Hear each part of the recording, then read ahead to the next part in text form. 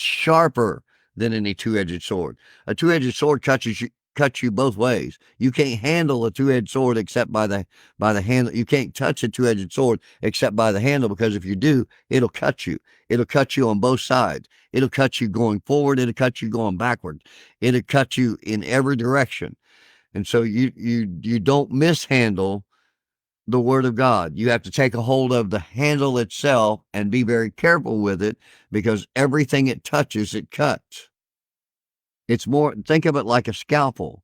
When a surgeon goes in with a scalpel, he makes an incision. He is very, very careful about where and how and at what angle and what depth and everything as he uses that scalpel, because he's using a surgical instrument that can absolutely mutilate that patient.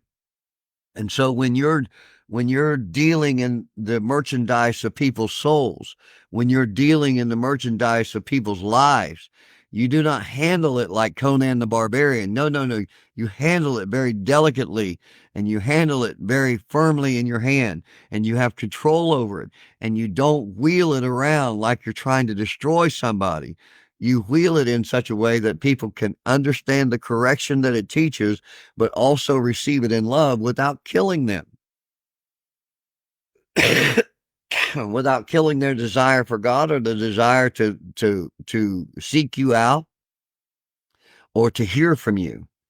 When people think that you're just, a religious zealot, and you're just screaming because you're right.